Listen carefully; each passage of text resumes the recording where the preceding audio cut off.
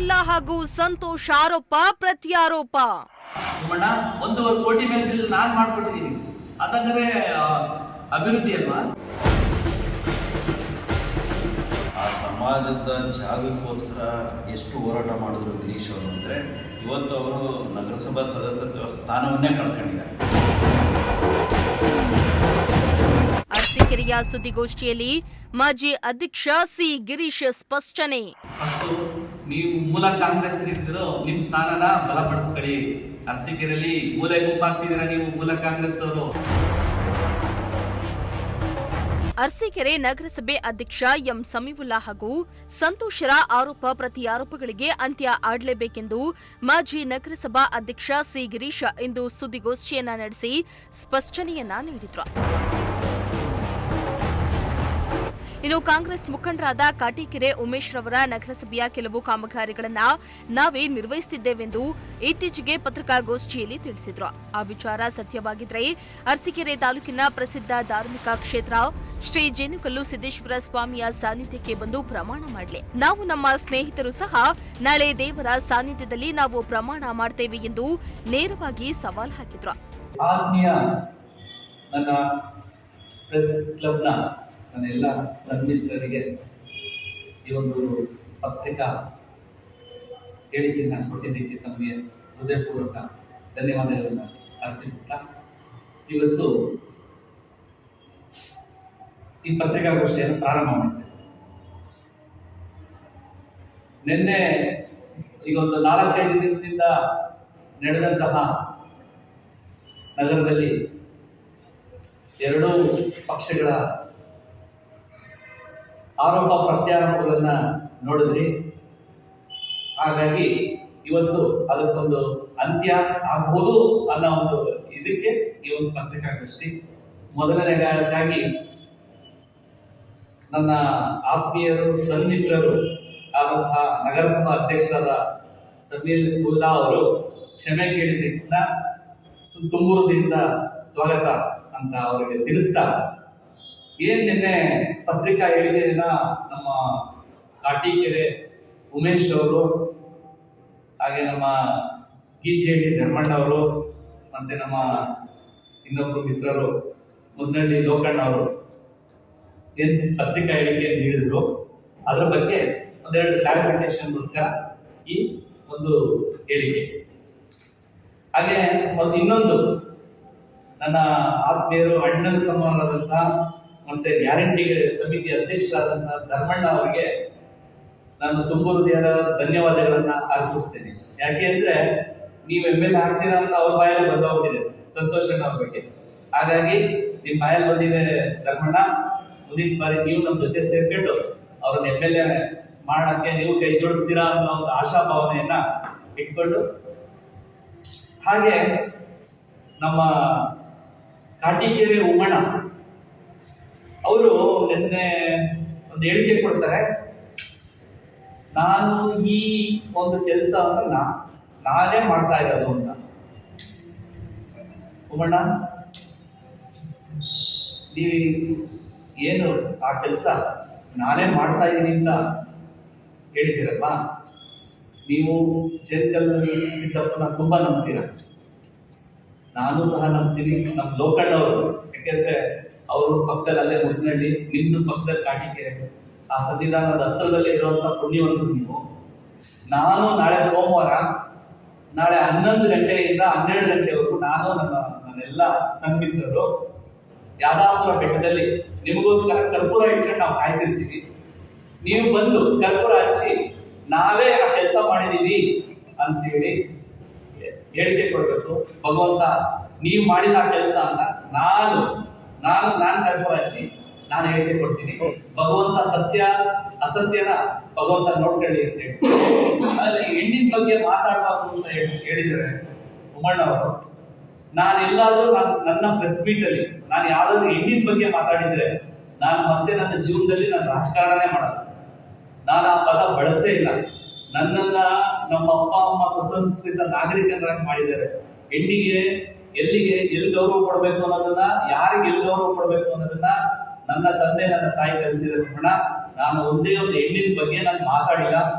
ಅಂತ ಹೇಳ್ತಾ ನಾಳೆ ನಿಮ್ಗೆ ಮತ್ತೆ ಲೋಕಲ್ ಅವರಿಗೆ ದಯಮಾಡಿ ಯಾದವಪುರ ಬೆಟ್ಟಕ್ಕೆ ಬಂದು ನಾವೇ ಕೆಲಸ ಮಾಡಿದೀವಿ ಅಂತ ನೀವು ಪ್ರಮಾಣ ಮಾಡಬೇಕು ಅಂತ ನಿಮ್ಮಲ್ಲಿ ಕೇಳ್ಕೊಂಡು.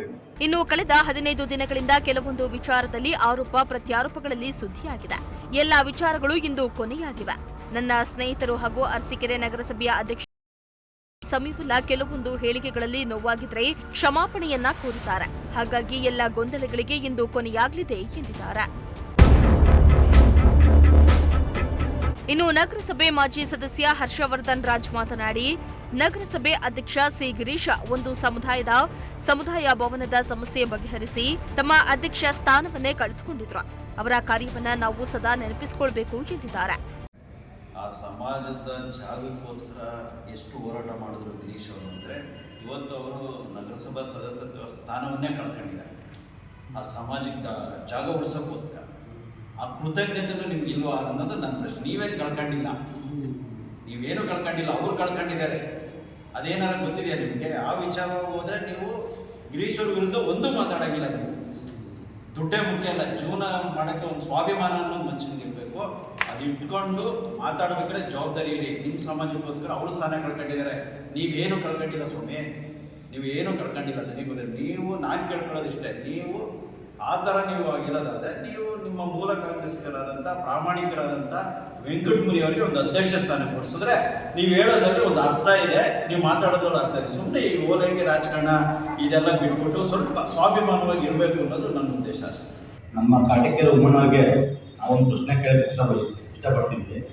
ಏನಂದರೆ ಅದೇ ಸಮಾಜದ ಒಂದು ಜಾಗ ಇತ್ತು, ವಿದೇಶ ಸಮಾಜದ ಪರಮ ಸಮಾಜದ ಜಾಗನ ಆ ಜಾಗ ಬಿಡಿಸ್ಕೊಡೋಕ್ಕೆ ನಾವು ಸನ್ಮಾನ್ಯ ಅಧ್ಯಕ್ಷರಾಗಿದ್ದು, ಮಿನಿಸ್ಟರಾಗಿದ್ದರು, ಸಂತೋಷ್ ಆಗಿದ್ದು, ನಾವೆಲ್ಲ ಕೌನ್ಸಿಲರ್ಗಳು ಸೇರಿ ಆ ಜಾಗ ಬಿಡಿಸ್ಕೊಟ್ವಿ. ಅವಾಗ ತಡೆ ಹಾಕಿದ್ದು ಯಾರು? ಇದೇ ಅಧ್ಯಕ್ಷನ ಸಿಂಗೂರು ಅಂತ ತಡೆ ಹಾಕಿದ್ದಾರಪ್ಪ. ಕೋರ್ಟ್ ಬಿಟ್ಟಿದ್ದಾರೆ, ಕೋರ್ಟ್ ಕೇಸ್ ಹಾಕಿದ್ದಾರೆ, ನಡೆಸ್ತಿದ್ದಾರೆ, ಎಲ್ಲ ಮಾಡ್ತಿದ್ದಾರೆ.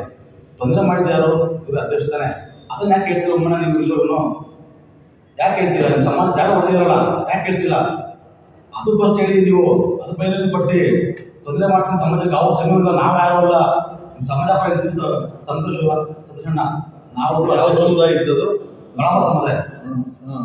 ಜಾಗ ಇದ್ದಿಲ್ಲ, ಕಾಂಪೌಂಡ್ ಹಾಕಿದ್ದಾರೆ. ಕಾಂಪೌಂಡ್ ಹಾಕ ನಾವು ಅವತ್ತು ನಿಂತು ಯಾರು ಬರಲಿಲ್ಲ. ಸಮೀಪದವರು ವಿರೋಧ ಮಾಡಿದ್ದಾರೆ, ನಗರಸಭೆ ಖಾತೆ ತಡೆದಿದ್ದಾರೆ, ಎಲ್ಲ ಮಾಡೋದು ಯಾರು? ಆ ಟೈಮಲ್ಲಿ ಅಧ್ಯಕ್ಷರು ಯಾರು? ಗಿರಿಸಿದ್ರು. ಹೌದು. ತೊಂದರೆ ಮಾಡಿದ್ರು ಎನ್ಆರ್ ಸಂತೋಷು, ಆ ಕೌನ್ಸಿಲರು ಎಲ್ಲ ಸೇರಿ ಅವತ್ತು ನಾವು ನಿಂತು ಒಮ್ಮತ ಓಟ ಮಾಡಿ ಆ ಜಾಗ ಬಿಡಿಸ್ಕೊಂಡಿದ್ದೀವಿ.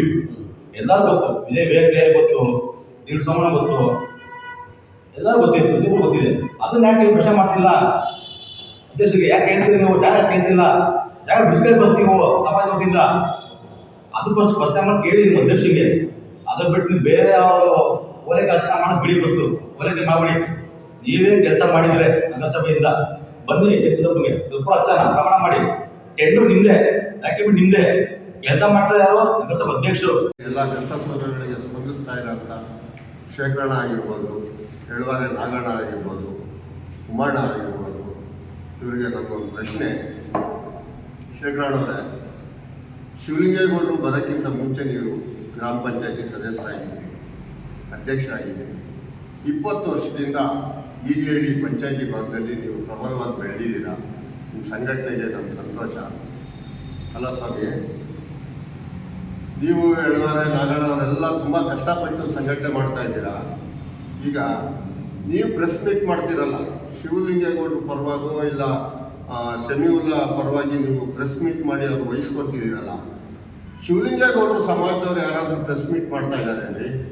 ನಿಮ್ಮ ಮನೆ ದುಡ್ಡನ್ನ ತಂದುಬಿಟ್ಟು ನೀವು ರಾಜಕೀಯ ಮಾಡ್ತಾ ಇದ್ದೀರಾ, ಮನೆ ದುಡ್ಡು ಹಾಳು ಮಾಡ್ತಿದ್ದೀರಾ. ನಿಮ್ಮದೇನೋ ಜಮೀನು, ಟ್ಯಾಕ್ಟ್ರು, ಮಣ್ಣು ಏನೋ ವ್ಯವಹಾರಗಳು ಮಾಡಿ ನೀವು ದುಡ್ಡು ಸಂಪಾದನೆ ಮಾಡಿ ಬಂದು ಇಲ್ಲಿ ರಾಜಕಾರಣ ಮಾಡ್ತಾ ಇದ್ದೀರಲ್ಲ. ಅವ್ರ ಸಮಾಜದವರು ಅದ್ಯಾವುದು ರಂಗಾಪುರ ಕಾವಲದು MLA ಮುಖಾಂತರ MLA ಅವರು ಅವ್ರ ಸಮಾಜದವ್ರನ್ನ ಇಟ್ಬಿಟ್ಟು ಕೋಟಿಗಟ್ಟಲೆ ನಿಮ್ಗೆ ಜಮೀನು ಕೊಡಿಸ್ತೀನಿ ಅಂತ ದುಡ್ಡನ್ನ ಮಾಡ್ತಾ ಇದ್ದಾರೆ. ಅದು ಯಾವುದೋ ಟ್ರಾವೆಲ್ಸಲ್ಲಿ ತಿಂಗಳಿಗೆ 1.5 ಲಕ್ಷ 2 ಲಕ್ಷ ಅಷ್ಟು ಸಂಪಾದನೆ ಮಾಡ್ತಾ ಇದ್ದಾರೆ. ನೀವೇನು ಮಾಡ್ತಾ ಇದ್ದೀರಾ ಸ್ವಾಮಿ? ನೀವು ಅವ್ರಿಗೆ ಓಲೈಕೆ ಮಾಡಿ ಅವ್ರ ಪರವಾಗಿ ಬಂದು ನೀವು ಇವತ್ತು ಇದನ್ನು ಕೇಳ್ತಾ ಇದ್ದೀರಲ್ಲ, ಅದನ್ನೆಲ್ಲ ಎಲ್ಲಾದರೂ ಹೇಳಿದ್ದೀರಾ ನೀವು? ರಂಗಾಪುರ ಕಾವಲದ್ದು ಎಷ್ಟು ಜನದ ಹತ್ರ ದುಡ್ಡು ಇಸ್ಕೊಂಡಿದ್ದಾರೆ ಇಂಥ ಶಿವಲಿಂಗೇಗೌಡರು ಸಮಾಜದವರು? ಯಾರಾದರೂ ಒಕ್ಕಲಿಗರು ಬಂದು ಅವ್ರ ಪರವಾಗಿ ನಿಂತು ವಾದ ಮಾಡಿದ್ದಾರೆ ಅಂದರೆ ನೀವು ಸಮಾಜದ ಮುಖಂಡನ ಬೈದರೆ ನೀವು ಅವ್ರ ವಿರುದ್ಧವಾಗಿ ಬಂದು ಪ್ರೆಸ್ ಮೀಟ್ ಮಾಡ್ತಾ ಇದ್ದೀರಲ್ಲ ಶೇಖರಣ್ಣ ಅವರೇ, ಹೇಳಿ. ಉಮ್ಮಣ್ಣ 1.5 ಕೋಟಿ ಮೇಲೆ ಬಿಲ್ ನಾನು ಮಾಡ್ಕೊಟ್ಟಿದ್ದೀನಿ. ಅದಂದ್ರೆ ಅಭಿವೃದ್ಧಿ ಅಲ್ವಾ? ನಿನ್ನ ಹತ್ರ ನಾನು 1 ರೂಪಾಯಿ ಇಸ್ಕೊಂಡಿದ್ದೀನ? ನೀವು ಮತ್ತೆ ಇವ್ರು ಮಾಡಿದ್ದು ಅಂತ ಹೇಳಿ ನಾನು ಏನೂ ಇಲ್ಲ. ಮತ್ತೆ ನಾನು ಇಳಿಯೋ ಟೈಮಲ್ಲಿ ಇದೇ ಅಧ್ಯಕ್ಷರು ಅದೊಂದು ಸಬ್ಜೆಕ್ಟ್ ಮತ್ತೆ 1 ಕೋಟಿ ದುಡ್ಡು ಬೇಕಾಗಿತ್ತು. ಅದಕ್ಕೆ ಲ್ಯಾಂಡ್ ಅಫೇರ್ಸ್ ಅಲ್ಲಿ ಕೆಲಸ ಅದನ್ನ ತರಬಾರ್ದು ಮೀಟಿಂಗಿಗೆ ಅಂತ ತಡೆ ಮಾಡಿದ್ರು. ನಾನು ಅದನ್ನ ಆ ಸಬ್ಜೆಕ್ಟ್ ಮೀಟಿಂಗ್ ತಗೊಂಬಂದು ನಿನಗೆ ಪಾಸ್ ಮಾಡ್ಕೊಟ್ಟಿದ್ದೀನಿ. ಎಲ್ಲರೂ ವಿರೋಧದ ತಡೆಬೇಕು. ನನಗೆ ನೀನು ಅಭಿವೃದ್ಧಿ ಮಾಡಿಲ್ಲ ಅಂತ ಹೇಳ್ತೀಯ. ಫಸ್ಟು ನೀವು ಮೂಲ ಕಾಂಗ್ರೆಸ್ ಇದ್ದಿರೋ ನಿಮ್ಮ ಸ್ಥಾನನ ಬಲಪಡಿಸ್ಕೊಳ್ಳಿ. ಅರಸೀಕೆರೆಯಲ್ಲಿ ಮೂಲೆ ಗುಂಪಾಗ್ತಿದ್ದೀರಾ ನೀವು ಮೂಲ ಕಾಂಗ್ರೆಸ್ದವರು. ದಯವಿಟ್ಟು ನಿಮ್ಮ ಸ್ಥಾನ ನೀವು ಇದನ್ನ ಉಳಿಸ್ಕೊಂಡು ಈಗ ಜಿಲ್ಲಾ ಪಂಚಾಯತಿ ಚುನಾವಣೆ ಬರ್ತಿದೆಯಲ್ಲ ಉಮ್ಮಣ್ಣ, ನೀನು ಒಂದೇ ಒಂದು 6 ಜನರಲ್ ಮಾಡಿಸ್ಕೊಂಡು ನಿನ್ ಟಿಕೆಟ್ ತಗೊಂಡ್ಬಿಡ್ತೀನಿ ಕಾಂಗ್ರೆಸ್ ಇಂದ ಉಮ್ಮಣ್ಣ. ನಾನು ನಿನಗೆ ಕೇಳಿಟ್ಕೊಡ್ತೀನಿ ಉಮ್ಮಣ್ಣ. ನಿನ್ನ ಹಿಂದೆ ನಾನು ಓಡಾಡ್ತೀನಿ. ನೀನು 6 ಕ್ಷೇತ್ರಕ್ಕೆ ಒಂದು ಟಿಕೆಟ್ ತಗೊಂಡ್ ಬಾ ಉಮ್ಮಣ್ಣ, ಆಮೇಲೆ ಹೇಳ್ತೀನಿ ಅಂತ ಹೇಳೋದಕ್ಕೆ ಇಷ್ಟಪಡ್ತೀನಿ. ಈ ಸಂದರ್ಭದಲ್ಲಿ ಎನ್ಡಿಎ ಪಕ್ಷದ ಮುಖಂಡ ರಮೇಶ್ ನಾಯ್ಡು, ಮಾಜಿ ನಗರಸಭೆ ಸದಸ್ಯರಾದ ಹರ್ಷವರ್ಧನ್, ಜೆಡಿಎಸ್ ಮುಖಂಡರಾದ ಮಾರುತಿನಗರ ರಮೇಶ, ಸವಿತಾ ಸಮಾಜದ ಅಧ್ಯಕ್ಷರಾದ ಕುಮಾರ್, ಸುಮಿತ್ ಇನ್ನಿತರರು ಹಾಜರಿದ್ದರು. MD Nasir, Prajashakti TV, Arsikere.